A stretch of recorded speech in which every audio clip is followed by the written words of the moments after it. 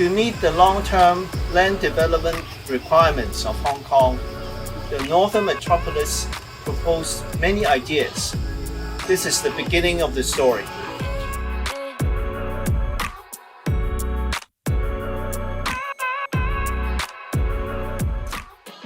KK, you gave a speech at the Path of Democracy Speaker Luncheon and said the Northern Metropolis plan is the first ever in Hong Kong since 1997. And the scale is much bigger than the port and airport development project that linked Hong Kong Airport and Lantau to the Central District. Can you give us a brief overview? Yes, thank you, Alan. Actually, I said it is not only bigger, it is more complicated. The then new airport core project is, in my opinion, mainly infrastructure project. But this Northern Metropolis is much more than that. It involves large-scale land formation, large-scale, residential community build-up. We need to build 5 new railway lines, and then we also need to, induce a lot of economic activities into that area. So, in my opinion, it is a much bigger and more complicated, development project than the then new airport project. The Northern Metropolis is roughly consists of the North District and the Yuen Long District, right? So the total land area is about 300 square kilometers. However, a metropolis is not it is not an administrative district. It is a district, or you may say, you may put it this way: a metropolis is a huge urban space, which is formed organically due to the economic characteristic, government development policy, transportation network, as well as the geographical characteristics of a large piece of area. All right, so it is pretty organic. So at the present moment, in the Northern Metropolis, there's already 3 new towns and 6 to 7 very large-scale planning and development projects already in the pipeline. Yeah. Right. As you said, it covers an area of 300 kilometers. That's roughly probably more than half of the usable land area in Hong Kong. It is about 1/3 of the land area of Hong Kong. Right. Yeah. And there is a Sun Tin Technopole. Sun Tin Technopole, yes. Right. And a central R&D and business district that's focused on innovation and technology. Yes. So it's not just about business. There is a strong conservation aspect that solves the housing shortage and recreation needs of Hong Kong too. There's also the Twin City Three Circle aspect. Can you explain? Yes, actually, the Northern Metropolis will, in terms of economic development and job creation, we said that we have 5 blocks of this. And this Sun Tin Technopole is one of these 5 blocks. All right.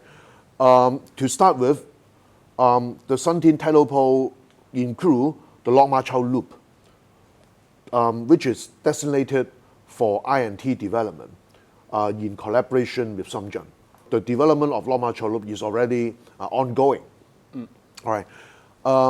And we consider that there is a good potential for us to enlarge this I&T development cluster, particularly in the view that on the other side of Shenzhen River, there will be about 300 hectares of land designated for I&T development. And then you also mentioned the concept of Twin Cities, 3 circles. Well, that is something we conceptualize for the present and future. Geographically, Hong Kong and Shenzhen were separated by 2 bays and 1 river. One bay is the Shenzhen Bay, and the other bay is the Mersey Bay on the east, and then 1 river is the Shenzhen River.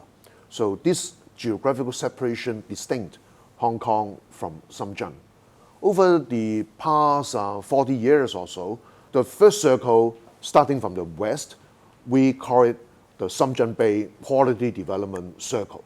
Okay, so on Hong Kong side, it is mainly our Hong Shui Kiu new development area, the Tin Shui Wai and Yuen Long new town.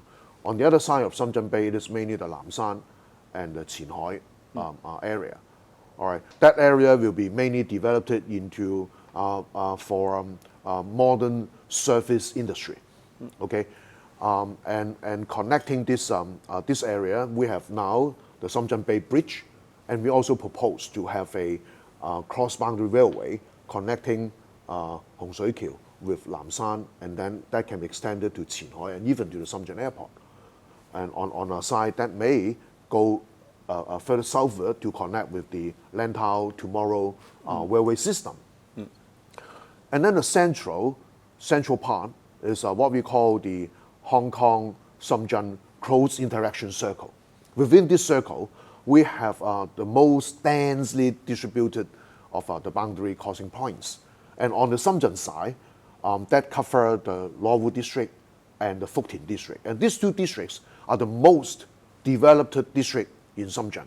But on our side, we only have Shangshui and Fanning New Town and the Kutong Loft and Fanning Loft new development area. So on our side, that is relatively a lot developed. Therefore, we still have a great potential for development, and the Shantin Technopole is actually within this close interaction circle.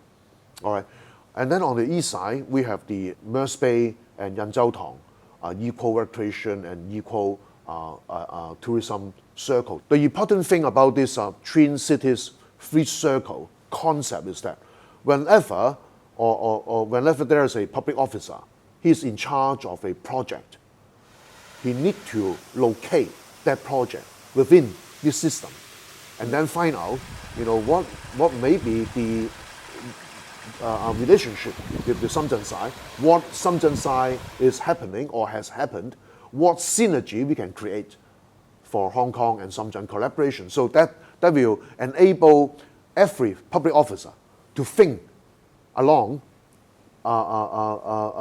this line. All right, so to broaden their mindset, broaden their perspective.